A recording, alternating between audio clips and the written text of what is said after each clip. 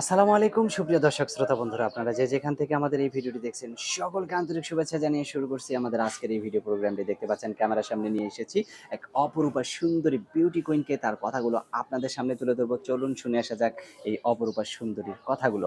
আসসালামু আলাইকুম আপু, জি, ওয়ালাইকুম আসসালাম কেমন ভাইয়া। আছেন আপনি? জি, আলহামদুলিল্লাহ ভালো আছি। আপনার নাম কি আপু?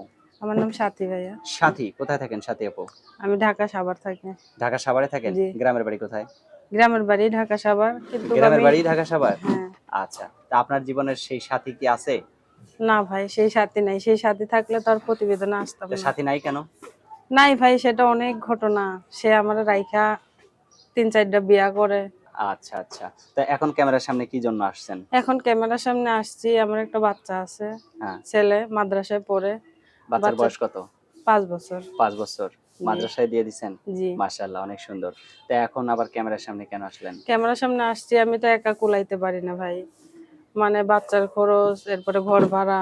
তাহলে বিয়ে-শাদী বসেন? বিয়ের সাথে ভালো মনের মতন মানুষ পেলে, আমি প্রতিবেদনে আসছি যে একটা ভালো মনের মতন মানুষ, যে আমার কষ্টটা বুঝবে, যে আমার বাচ্চার দায়িত্বটা নিবে, সেরকম একটা মানুষের আশায়। এখন যে আপনাকে বিয়ে করবে তারও ঘরে যদি ২-১ টা বাচ্চা থাকে, বা তার বউ চলে গেছে, ধরেন ২-১ টা বাচ্চা থুয়ে চলে তাতে গেছে, সমস্যা নেই, কিন্তু বউ থাকলে আমি এটাতে রাজি নাই? রাজি নাই ভাই। আচ্ছা, অনেক সুন্দর কথা বলছেন। কারণ ২ বউয়ের ভরণ-পোষণ অনেক সময় সমস্যা হয়ে যাইতে পারে। না, আমি চাই না আমার কারণে একটা মেয়ে কষ্ট পাক। আচ্ছা, অনেক সুন্দর কথা বলছেন। কিন্তু সেই ঘরে যদি বউ না থাকেও যদি ২-১ টা বাচ্চা থাকে, সেই বাচ্চাদের মা হয়ে থাকতে পারবেন? তাতে কোনো সমস্যা নেই। সে সত্যিই যদি থাকতে আমার পারবেন?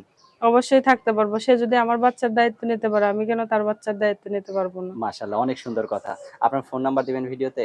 জি, অবশ্যই। আপনার কি ক্যামেরা সেট আছে? মানে ইমো ফোন আছে? আমার ইমো ফোন। তো এখন আপনাকে যে বিয়ে করবে সে যদি একটু বয়স্ক টাইপের হয়? সে একটু বয়স্ক টাইপের হইলেও আমার সমস্যা নাই। কারণ আমার জন্য না, আমি আমার বাচ্চাটার ভবিষ্যতের জন্য মানে এই প্রতিবেদনে আসা, ঠিক আছে? আচ্ছা। চেহারা ভালো হোক খারাপ হোক তাতে কোনো সমস্যা নেই। সেটা আপনার হইল আপনার যে সেটটা আছে ওটাতে কি কথা বলা যাবে ভিডিও কলে? জি, ওইটাতে কথা বলা যাবে ভিডিও কলে। আমি যে নাম্বারটা দেবো এটাই হচ্ছে ইমো নাম্বার? Imo number. আচ্ছা, তো আপনার নাম্বারটা বলেন। 018 018 24 24 115 115 788। 788। এটাই তো আপনার ফোন নাম্বার? জি, এটাই আমার ফোন নাম্বার। আচ্ছা। তো আরো যদি কিছু বলার থাকে তাহলে দর্শকদের উদ্দেশ্যে বলেন। দর্শকদের উদ্দেশ্যে আমার একটা কথাই বলার, যদি বিয়েও না করেন আমার বাচ্চাটার জন্য হইলো, হুম। বাচ্চাটা মাদ্রাসায় পড়ে সেই উপলক্ষে হইলো কিছু সহযোগিতা কইরা যেন আমার বাচ্চাটার পাশে দাঁড়ায়। আচ্ছা, অসংখ্য ধন্যবাদ। আপনার কথা খুবই ভালো লাগলো।